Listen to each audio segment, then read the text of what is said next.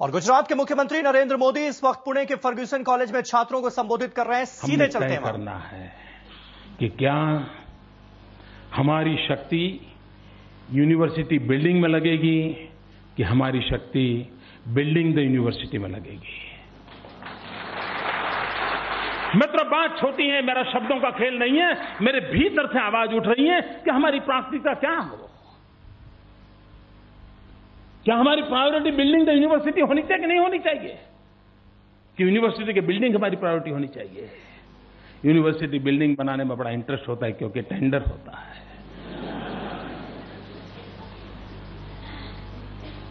और इसलिए मित्रों हमारी प्रायोरिटीज हमने तय करनी होगी। ऐसा नहीं है मित्रों कि समस्याओं के समाधान नहीं है, समस्याओं के समाधान है, करने का इरादा चाहिए। मित्रों, आप चाइना की तरफ देखिए। ये बात सही है कि पिछले 30-40 साल से एक बात की लगातार चर्चा चल रही है कि 21वीं सदी किसकी, तो लोग कहते हैं एशिया की। फिर कहते हैं 21वीं सदी किसकी, तो कोई कहता है चाइना की, कोई कहता है हिंदुस्तान की। और इसमें ज्यादा मतभेद नहीं है। अब पश्चिम के हाथ में कुछ रहने वाला नहीं है, ये सर्वसम्मति बन चुकी है। पूरब की तरफ जो कहे ये सर्वसम्मति बन चुकी है। बात अटकी हुई है चाइना इंडिया, चाइना इंडिया। मित्रों, 21वीं सदी में सर्वोपरिता के दरवाजे पर आकर के खड़े हुए दो देश, एक का रोड मैप देखिए और दूसरे का रोड मैप देखिए, हमें पता चलेगा मित्रों। 1978 चाइना ने तय किया कि हमने ह्यूमन रिसोर्स डेवलपमेंट पे बल देना है। तो चाइना ने क्या किया, एक कमीशन बिठाया और उस देश की प्रायोरिटी तय की।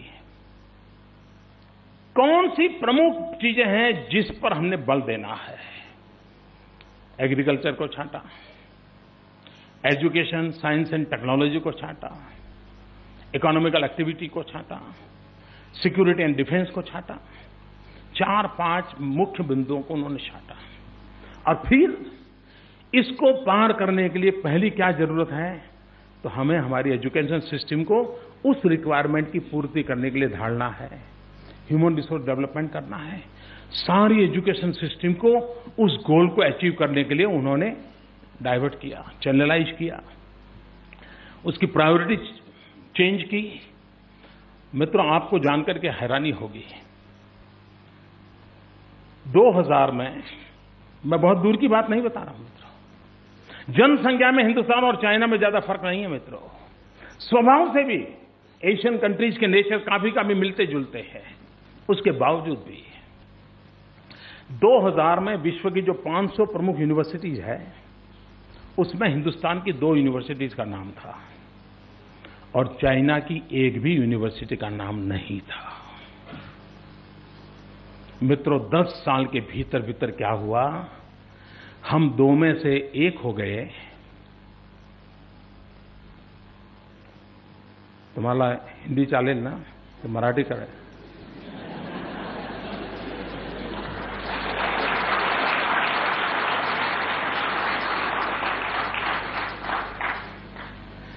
मित्रों, मुझे बताइए कि हिंदुस्तान 2000 में विश्व की 500 यूनिवर्सिटी में हम 2 थे, 1 हो गए। चाइना 0 था, 32 हो गया। क्यों? और उनको लैंग्वेज की समस्या है मित्रों। हम लोगों को लिए अंग्रेजी मुश्किल काम नहीं है। सहज रूप से हमारे यहां काम करने वाला भी हेलो बोलता है। हमारे लिए वो कोई मुश्किल काम नहीं है। उसके बावजूद भी ये स्थिति क्यों बनी? चाइना ने मित्रों अपने एजुकेशन के लिए जो रोड मैप बनाया है, मैं तो चाहूंगा कि फर्ग्यूसन कॉलेज के कुछ स्टूडेंट उसको अध्ययन करके नौजवानों के सामने रखें। कैसे किया है उन्होंने? मित्रों, उन्होंने अपने बजट में से 20% जीडीपी का 20% उन्होंने उसके बाद शिक्षा को प्रायोरिटी दी। हमारे देश ने 7% का सपना देखा, 4% पर अटक गए। अब बताइए मुझे, अगर हमें नेशन बिल्डिंग करना है तो ह्यूमन बिल्डिंग की जरूरत है। अगर हमारे मानव संसाधनों का विकास करना है तो उसके लिए इंफ्रास्ट्रक्चर की जरूरत है, व्यवस्थाओं की जरूरत है। विश्व भर में फैले हुए हमारे भारतीय भाई बहन दुनिया की अनेक यूनिवर्सिटी में नाम कमाते हैं मित्रों, बहुत बड़ा कंट्रीब्यूशन कर रहे हैं, लेकिन हमें कभी सोचता नहीं है कि हम उनको कभी वापस लाएं। मित्रों, आपको जानकर के हैरानी होगी, पीएचडी हमारे यहां पहले कोई 50-55 हजार डॉक्टरेट्स थे। उस समय चाइना के पास शायद 6000 थे। आज मित्रों चाइना 70-80 हजार को क्रॉस कर गया है और हम जहां थे वहां से पीछे हट गए हैं। इतना ही नहीं मित्रों, अमेरिका में देखिए एक व्यवस्था है, अमेरिका में ये व्यवस्था है कि यूनिवर्सिटीज रिसर्च करती हैं, लेकिन वो सिर्फ पीएचडी लिखने के लिए या डॉक्टर लिखने के लिए रिसर्च नहीं होती है।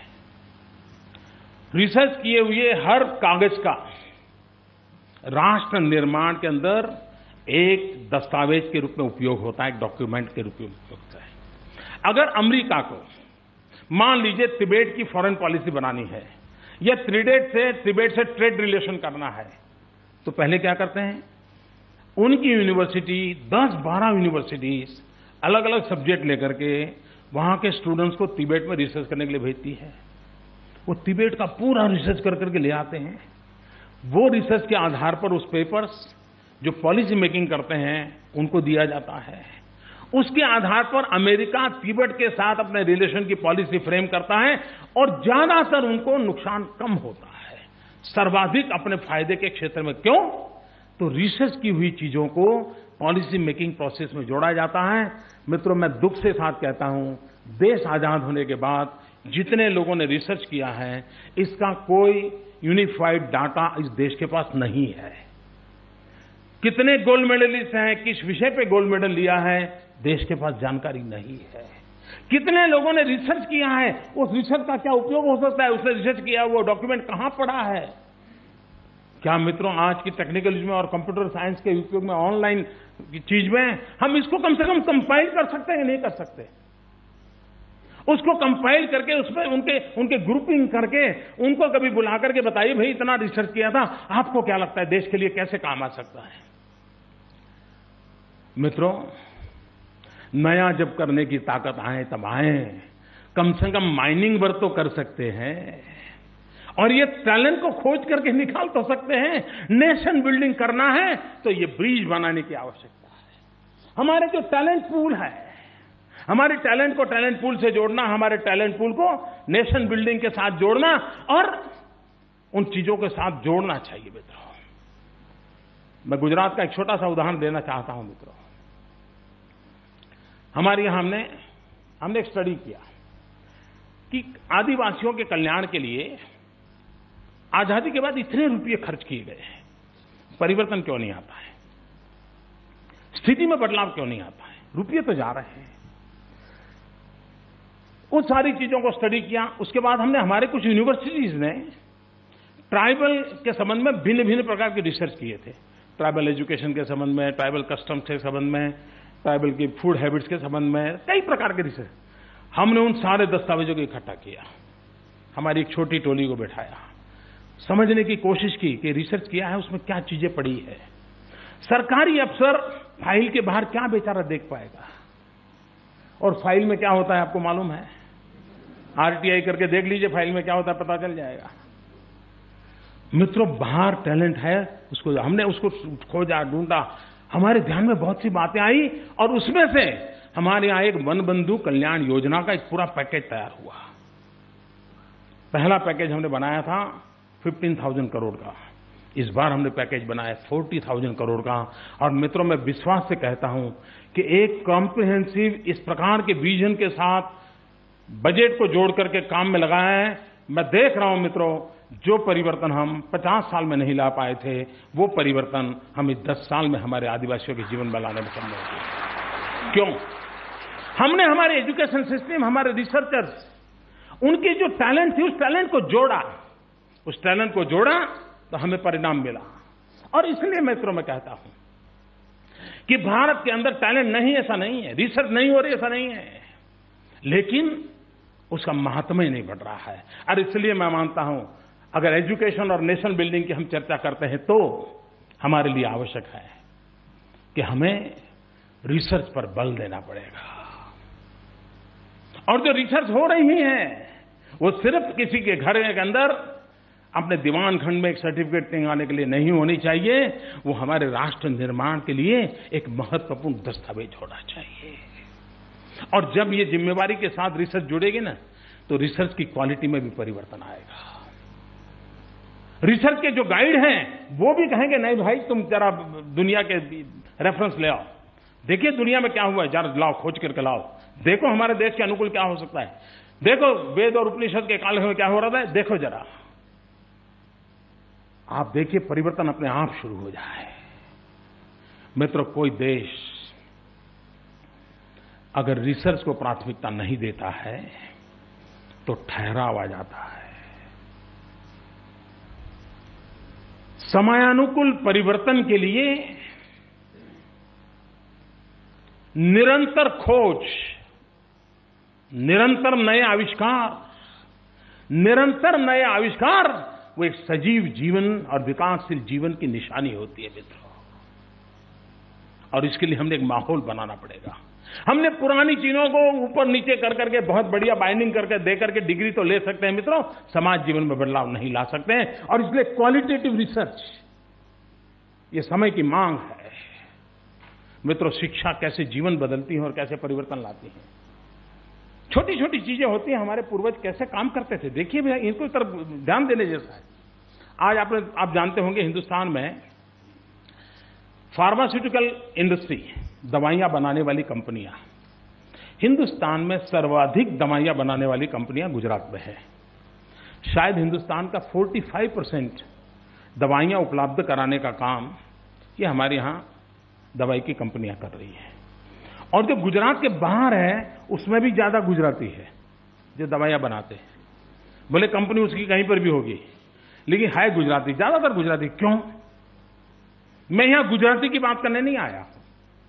मैं उस बात पर ध्यान देना चाहता हूं कि हिंदुस्तान में सबसे पहली फार्मेसी कॉलेज का जन्म उस समय के जो दीर्घदृष्टा लोग थे, ऐसे लोगों ने, सरकार ने नहीं, माफ करना मुझे, सरकार ने नहीं, उन नागरिकों ने एक फार्मेसी कॉलेज को शुरू किया 50-60 साल पहले।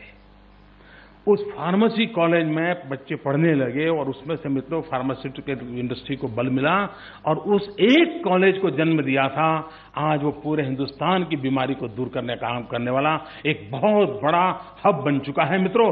एक छोटी सी एजुकेशनल सिस्टम कितना बड़ा परिवर्तन ला सकती है, इसका उदाहरण है मित्रों। आप देखिए मित्रों,